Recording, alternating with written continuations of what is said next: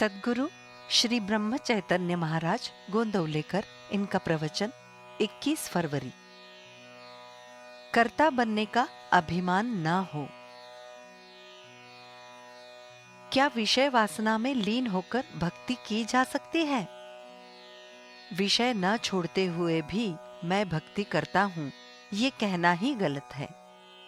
जहां विषय है वहां भक्ति नहीं है, और जहां भक्ति है वहां विषय नहीं है।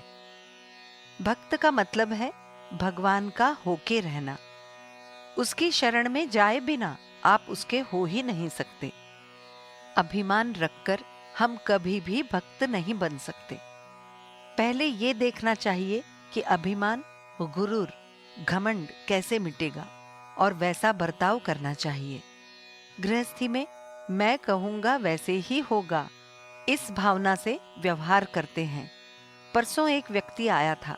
जब मैंने उसे देखा तब ऐसे लगा कि ये व्यक्ति शीघ्र ही मरने वाला है। फिर भी वो जोर जोर से कह रहा था, मैं यूं करूंगा, मैं त्यों करूंगा। अंतिम सांस तक कितना ये दुरभिमान। इसलिए मैं कहता हूं, मैं ये करने वाला हूं, मैं ये करता हूं, इस भावना का त्याग करो। सब कुछ वही करता है, और ये तब तक होता रहेगा जब तक उसकी इच्छा से वो मुझसे करा लेता है। इसी भावना से हम जिएं। इस प्रकार व्यवहार करने से अपने आप विषय वासना कम होती है, आसक्ति भी कम होती है। मैं करता हूं, ये भावना मिटे बिना परमार्थ करना असंभव है। कोई भी कर्म करने पर उसका फल मिलेगा, ऐसा वेद में कहा गया है। अतः कुछ लोग ऐसा कहते हैं कि वेद विषयासक्ति बढ़ाते हैं, लेकिन इसमें एक भेद है। बुजुर्ग दवाई देते समय गुड़ का एक ढेला भी देते हैं। वही युक्ति वेदों ने दिखाई है। आदमी कम से कम फल की आशा से क्यों न हो, पर कर्म करे। एक बार वो कर्म करने लगा कि कुछ समय के बाद फलासक्ति कम हो जाएगी। तत्पश्चात भविष्य में अभिमान गल जाएगा। मैं करता नहीं हूं, ये भावना पैदा होगी, और भगवान ही सब कुछ करता धरता है, ये भावना दृढ़ होगी।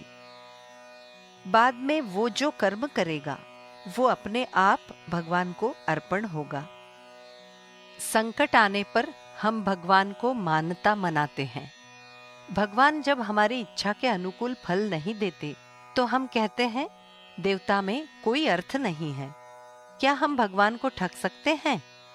वे तो कहते हैं, ये आदमी जब सुख चैन की बंसी बजा रहा था तब तो मुझे भूल गया था, अब मेरा स्मरण कर रहा है। वस्तुतः हमने ऐसा कौन सा काम किया है कि जिससे भगवान हम पर प्रसन्न हो?